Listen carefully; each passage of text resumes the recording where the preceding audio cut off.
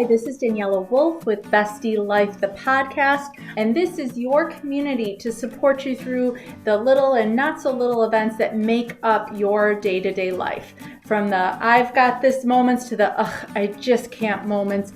We are here to empower all women to find and develop the skills they need to find peace, balance, and the bliss in their busy. Through solo episodes as well as interviews with amazing women who share their journey and their story and how it works for you. I hope you find the inspirations to make you laugh, think, as well as maybe rethink what you thought you knew, and connect as we realize that we are all living similar ups and downs and don't have to do it alone. So excited for you to hear this episode, and thanks so much for joining me today. This is Daniela Wolf with Bestie Life, the podcast. And today I'm with Shanenn Bryant. She's a certified life coach and host of the Top Shelf podcast, supporting personal growth and transformation of childhood trauma survivors. Hi, Shanenn. How are you? I'm well. Thank you for having me, Daniela. I am so excited to have you on the podcast today and to share your story and your inspiration and how you help other women. So if you could tell us a little bit about yourself, I'd love to share that with you. Sure. So I grew up my father is an alcoholic. And so growing up in that environment really presents a lot of challenges, especially as you become an adult. And we tend to kind of keep some of those things to ourselves. Can be a very lonely experience to go through, and a lot of different things that happen when you're a child and you're hiding those things that are going on in your home. And it just presents a lot of challenges that then as we become adults, we're trying to figure out, like, why do I behave this way? Why do I feel this way? And it feels very heavy.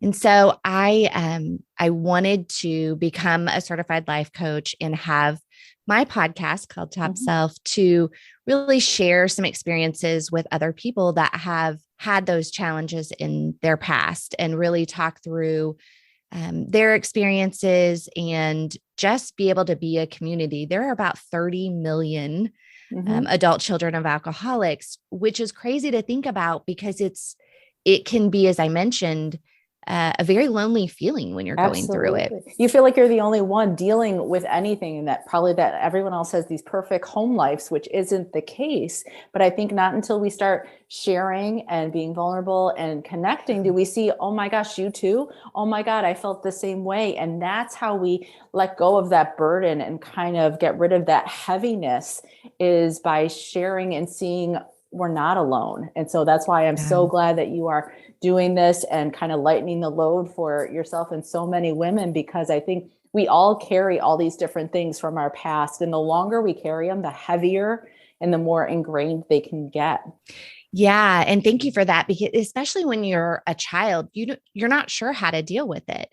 And often we're taught that we shouldn't talk about it. And it feels embarrassing. You know that something's not quite right. Your family's a little bit different, but you're not 100% sure, why or what to do with that. Well, and as soon as you're told, to keep it a secret, secrets never feel good. They're never like exciting secrets. It's always bad, and right. So it's like, okay, let's add, and we internalize sometimes too, like it not only is this bad, but then I must be bad because we're carrying that in us, Well, and yes, and not just that, but then some of the things that we do as adults or as we're entering that age of adulthood, we may not have some of the coping mechanisms to handle then life situations, or this is the way that we were raised. So then that's how we act and react,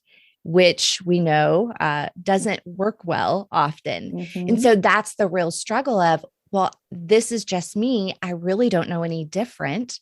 And kind of trying to find that switch or that move when some of that is just so deep rooted. Right.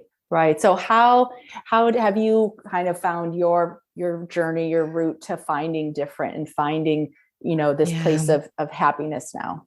Yeah. Well, and everyone's journey is different, certainly, Mm-hmm. and all of it's okay. So, Yes. however you are going through that healing journey, that is fine. And we do it on our own time. For me, and I didn't speak to my dad for many, many years. My parents got divorced around the time that I was 12. And, at that time, as a 12-year-old, I was telling him, I don't want to see you. I don't want to talk to you as Mm-hmm. long as you're drinking. And he took that to heart. So for 10 years, I didn't speak with him. And a little over 10 years, actually, I think I was about 25 when I spoke to him the next time. And I just was so in myself that I wanted an apology from him.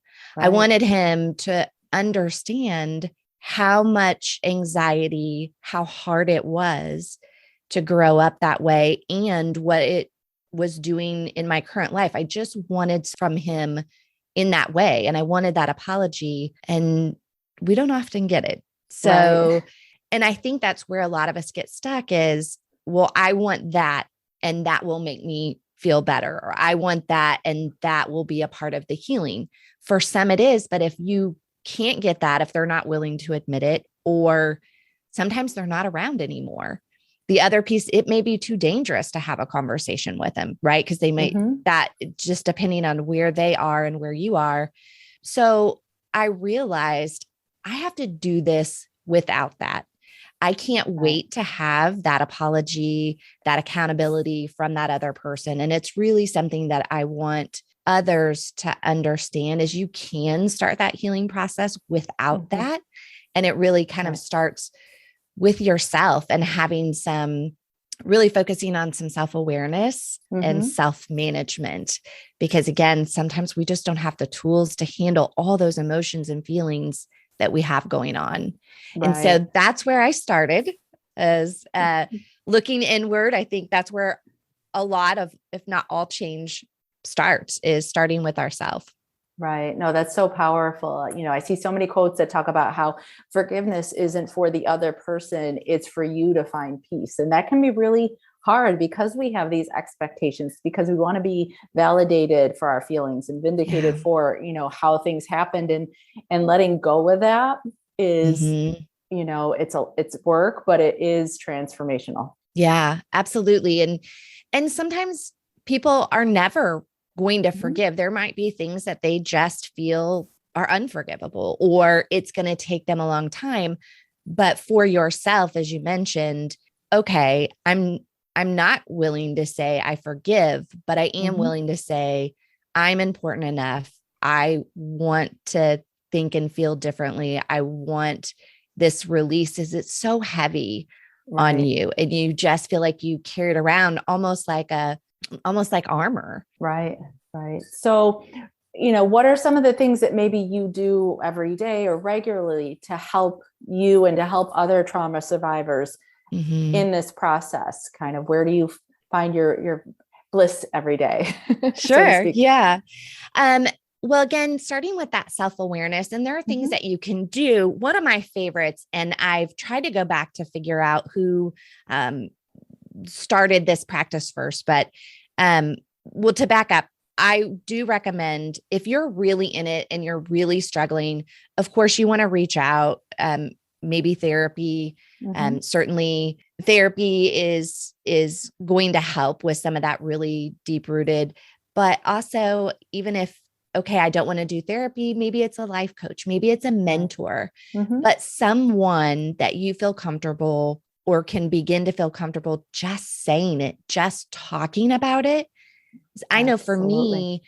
me, I have friends that I've had since the seventh grade, and one of them, not even until high school did she even know my dad's name, because I just kept it inside and didn't talk about it. And talking about it and kind of just Hmm. getting it out there is often sort of that first step.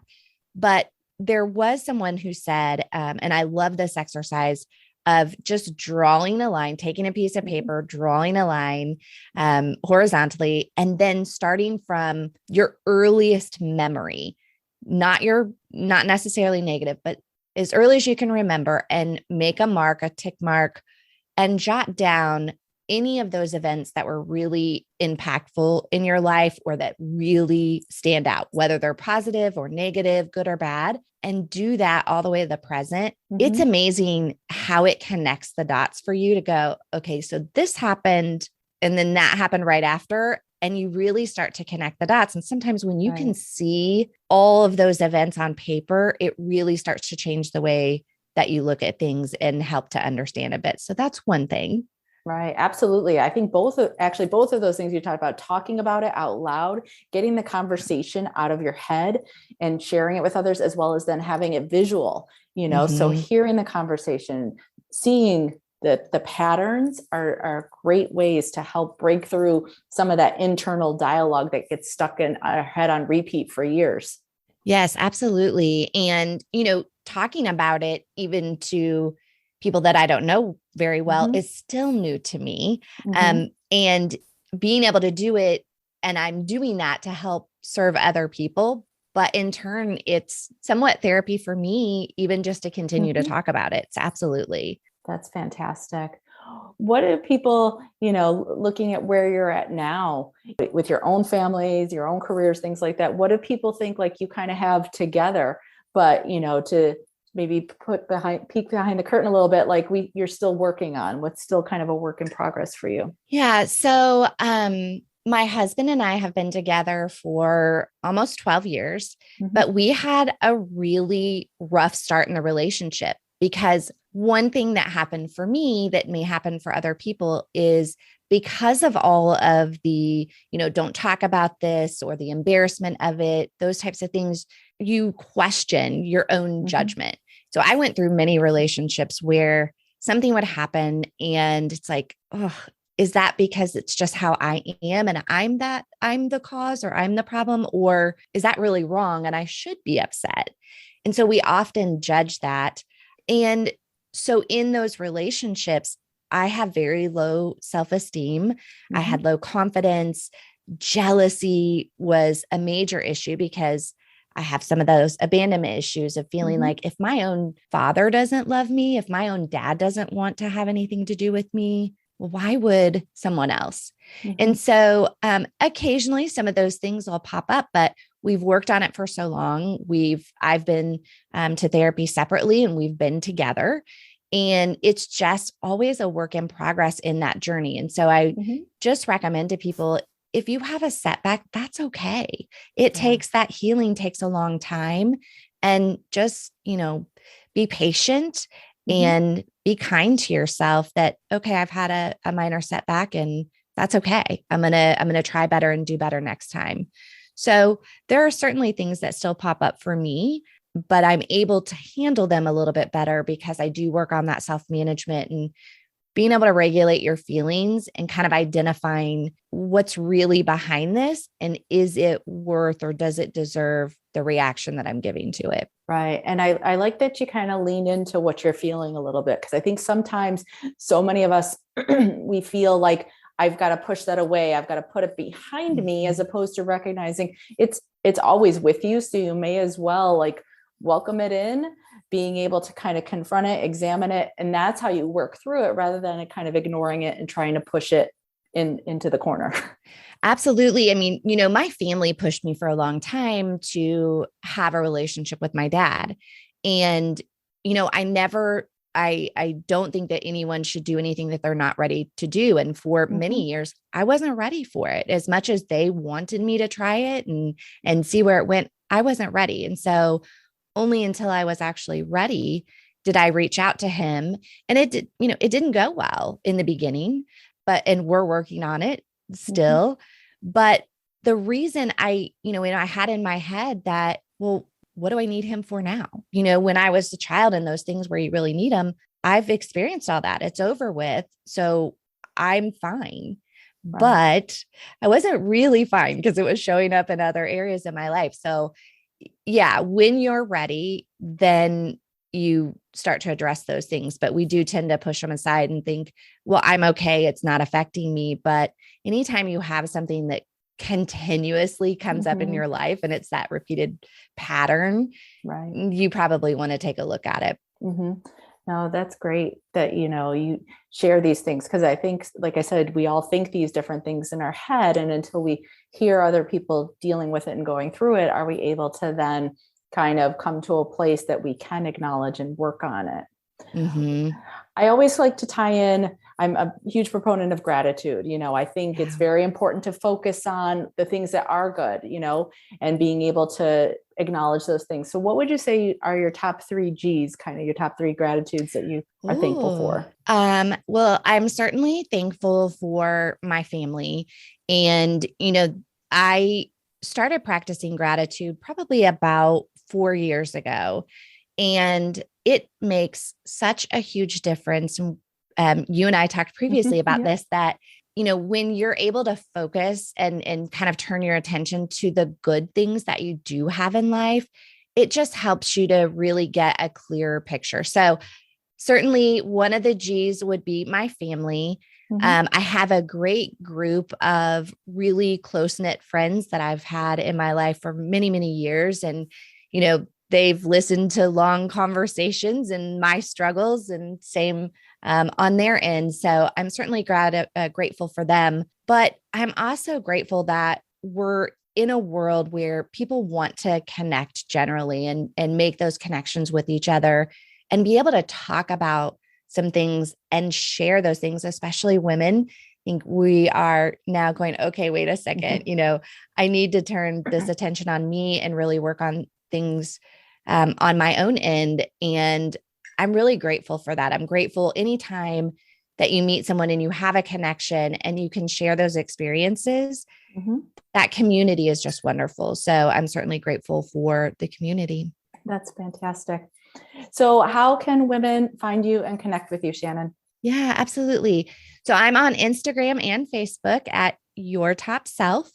And I also have a podcast called Top Self that's on Apple and Spotify and anywhere you get your podcasts. So that's fantastic. Well, thank you so much, Shanenn. All her links will be in the show notes. So please make sure you connect with Shanenn, share it with a friend. I think, like I said, it's something that the more we can all talk about and connect and be vulnerable, the more we're going to help build each other up and be stronger. So thank you, Shanenn, and I will talk to you soon. Thank you, Daniela.